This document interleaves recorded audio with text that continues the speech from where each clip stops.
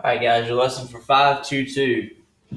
So far, we talked about transformations in the coordinate plane, reflections, and rotations. We're going to apply some of those to some geometric figures and show you what that looks like. All right, so here's some key reminders and definitions and stuff. So take a second to look at that.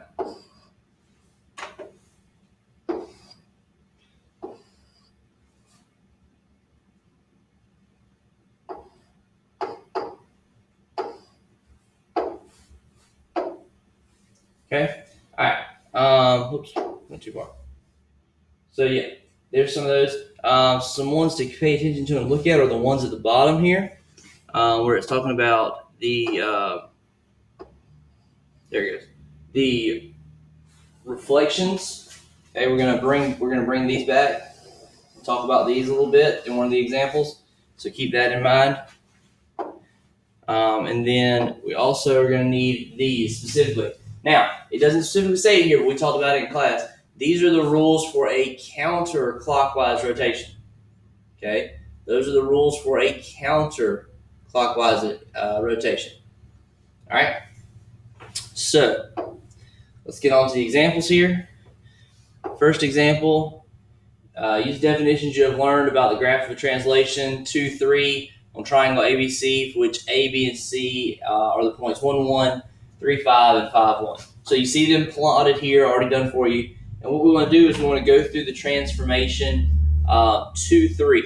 So basically, we're going to take and we're going to add 2 to all the x's and add 3 to all the y's. Okay? So for point A, that means we're going to go right 2 and up 3. So right 2, up 3.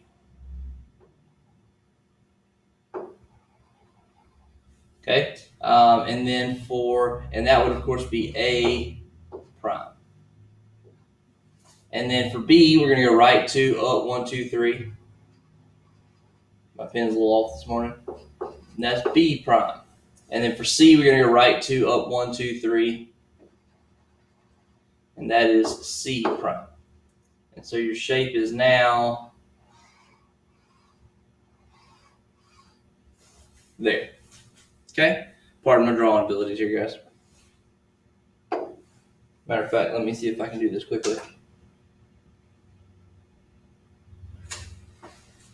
All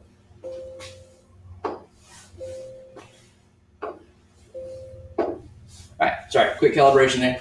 All right, so for this one, we were asked to do a reflection, and the directions kind of got lost on this, the notes did. But this was a reflection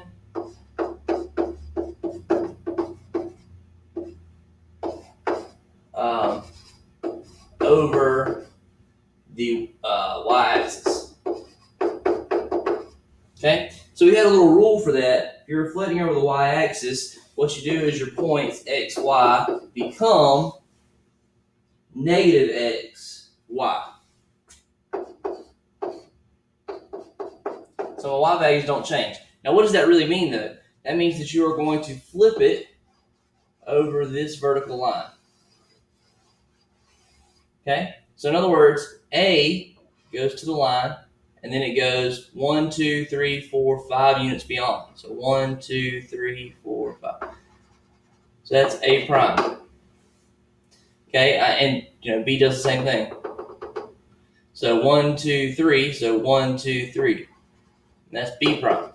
Okay, it's not just a shift; it actually flips over. All right, so C would be 1, 2, 3, 4. So 1, 2, 3, 4. And D would be 1, 2, 3, 4, 5, 6. So 1, 2, 3, 4, 5, 6. Okay, and then you redraw your shape, and there you go. There's your reflection. Okay. So the idea here being with the translation, if I go back for a second, the translation was a movement in a parallel direction. All the points moved in a parallel direction. Okay? Knowing that the word translation and the word parallel movement go together is important. That will be a test question, so make sure you hear me there. Another test question would be, that a reflection is a movement perpendicular to a specific line. In this case, perpendicular to the y-axis. Okay, and the last one is a rotation. Okay, a rotation of 90 degrees. And a reminder about this one is that the movement on a rotation is through a circular arc. Okay, around a specific point. In this case, around the origin.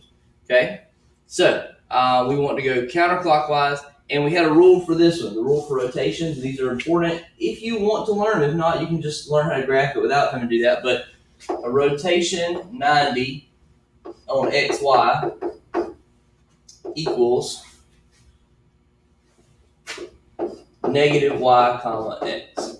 Okay, so basically you switch your x and y, and you make the first one, or the y value part, negative, or your new, what is your new x. All right, so for these points, so a prime, we swap and make it negative, that would be negative 4, 1.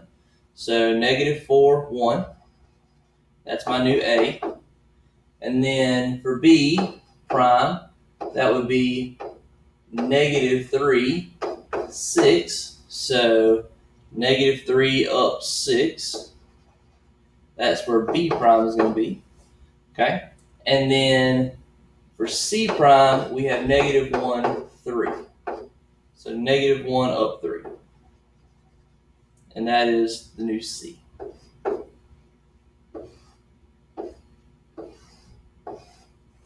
Okay. So basically the idea here is that what we did is we rotated around, and I can't draw circles very well, so you have to forgive me here. We rotated around a circular arc around the center. Okay? So that's what you're doing here. And then obviously we have the ability to compose functions and do multiple transformations at the same time. For example, we could do a rotation of a translation or a translation of a rotation. And if you have multiple ones, remember that you work from the inside out. Okay? All right, that's it.